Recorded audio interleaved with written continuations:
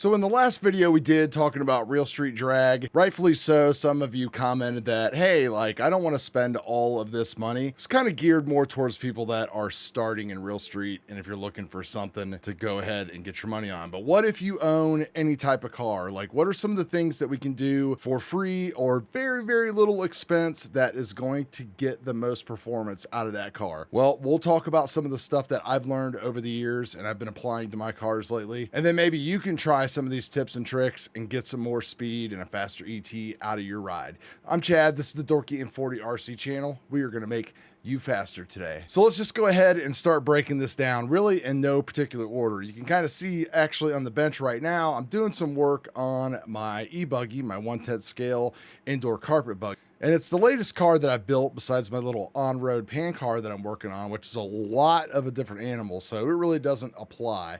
But when it comes to all of these kind of drag cars, what can we do?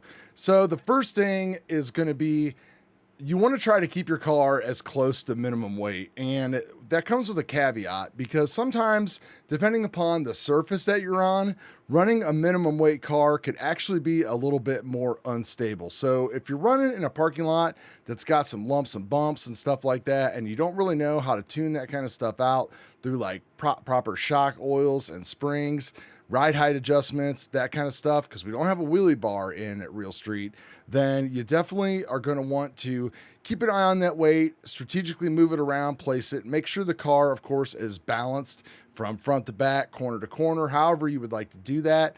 You'll see a lot of people have the Sky RC type of corner scale setup. I highly recommend something like that so you know exactly where your car is at all time. So your weight, your balancing, your ride height, stuff you need to like check all the time. Overall maintenance on the car. And that's going to bring us into the next biggest topic is going to be the driveline performance. Your transmission, how free it is, everything else, how well it spins. If you have your transmission and you take your pinion gear off and you spin your rear tires and it maybe makes 1 or 2 rotations and then stops, then you need to do anything that you can to free up that driveline. It might include purchasing some lighter weight items or doing things to your diff. Like, you only need, most people run 2 gears in the diff and 1 crossbar. Only fill the diff up halfway with oil. You don't need to go all the way to the top of the brim of that thing. Maybe a cheap aluminum diff cover to go on there and some titanium screws. Decreasing the rotational mass and the resistance inside there is going to be key. Now in no prep or street outlaw, whatever we're doing here, you're not going to do things like get aluminum drive shafts and all that kind of stuff because they're probably just going to break. So we're stuck with like what we have. So we have to work on everything from the inside out.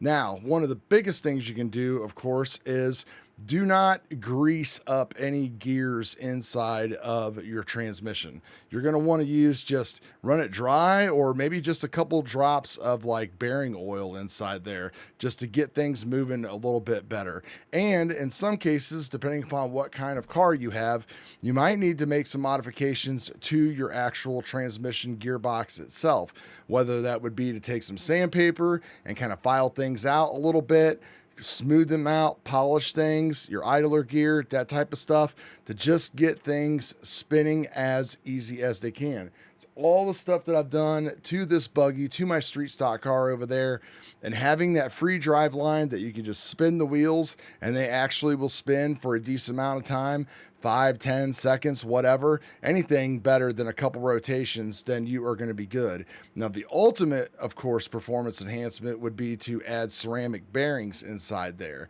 And also you are going to want to shim the gears and stuff a little bit to make sure that everything is lining up and there's not any play and no binding. How many shims you're going to need, it's kind of up to you and what kind of car you have and everything else.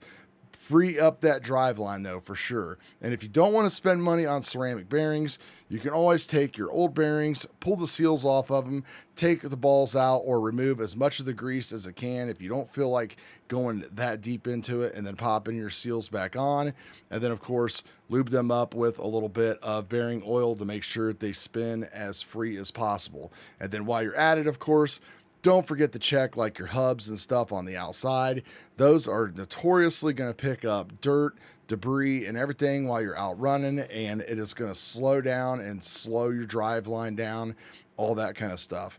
And then in the end, maybe look for some lighter weight type of pinion gears as well.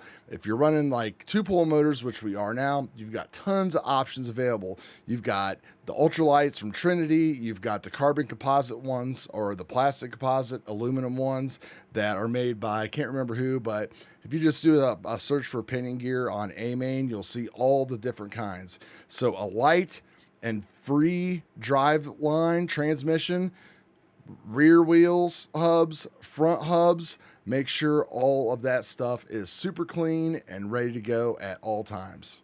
Now, the second thing that is definitely going to improve performance is shock building and shock performance. Now, depending upon what kind of car you have, again, you know, we're talking about, say, my Associated buggy here. I've got a cheap little addition, so I've got machined actually internals inside there, so there's never going to be any kind of binding, and you can build these things as smooth as possible. You picking your oils, playing with everything like that. When you're bleeding your shocks, you need to go slow. Put a finger down there on your shaft and just slowly move that thing in.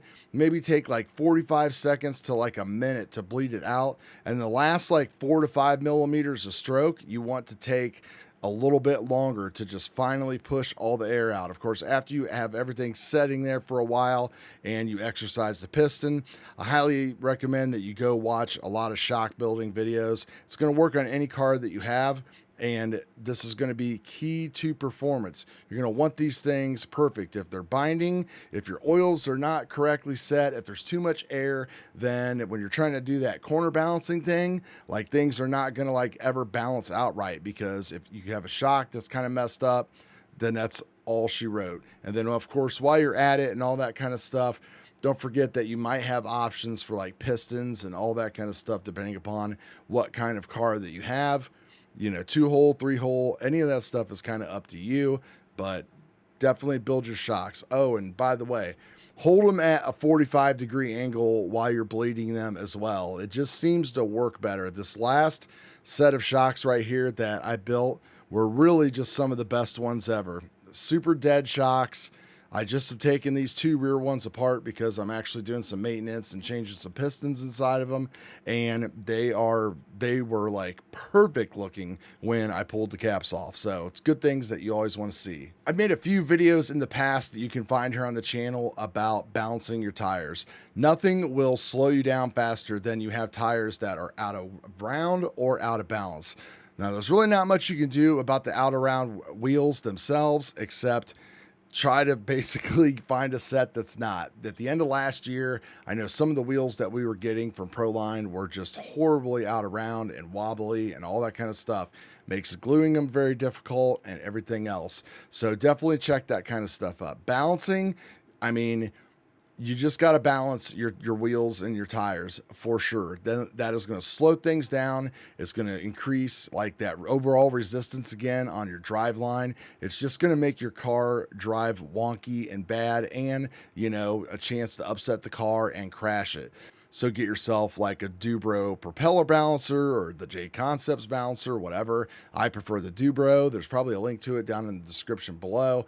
Get that, go to Home Depot, get yourself some electrician's putty, and that is what you're going to want to do to balance your tires. If they're not clean rims, brand new out of the box, make sure that you wipe those things down and they're completely clean of dirt and dust, or the putty is never going to stick. It's going to fall right off.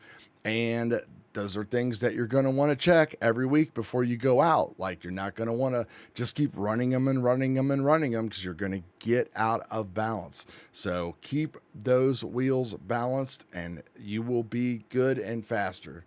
Now, the other thing that might have got lost in the last video is when it comes to gearing. There's not just one gearing. Don't stick to one gearing. If you have an ESC like an R1 or something that has data logging built into it, you know, you're going to want to like make big moves with your pinion. Like, pick a spur, the biggest one that you can get that will fit on your car, I would recommend, and then get the So-Dialed gear app I was talking about. Put your tire diameter in there. Start playing with all the gearing numbers, figure out what your final drive ratio, your rollout is, and all that stuff.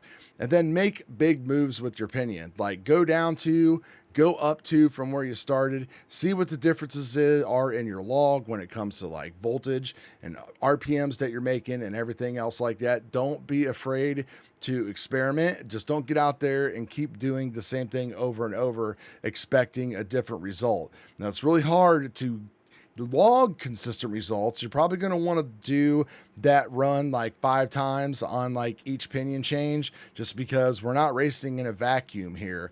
Like every hit that you make on your car is different. Your launch is going to be different. Everything's going to be different. You're not going to run the same mile per hour ET in line every single time. So you're going to just have to kind of take averages and trying to figure things out to see which one you feel is working good. Make sure you keep notes, temperature, all that stuff that you did, because that way when you show up to a race or an event or something the next week, you know exactly where to start. You can get a comparison and see how your car is running now versus then, and then you will have a complete log of what to do, because you know if you go a little bit slower or you're making a little bit more or less RPMs, you're going to have your rollout and all that stuff already figured out, so you're going to know whether you need to go up or down a tooth on your pinion. If you have no idea what I'm talking about, let me know down in the comments below and I'll make a video about it. So that's a pretty big list of homework, guys, things that anybody can take their car and do right now. And if you have not bought your real street car yet and you're putting it together, take your time, enjoy the build, all that kind of stuff. But definitely reach out if you have any questions. Take your time doing your build and you should be all set. Always build the car off the base set of instructions that are listed per your manufacturer. So that way when you go ask for help, people can give you good recommendations on what you may or may not need to do to your car in order to achieve the results that you're looking for. So that's it, guys. I hope this helps some of you out. Appreciate all of you. Peace.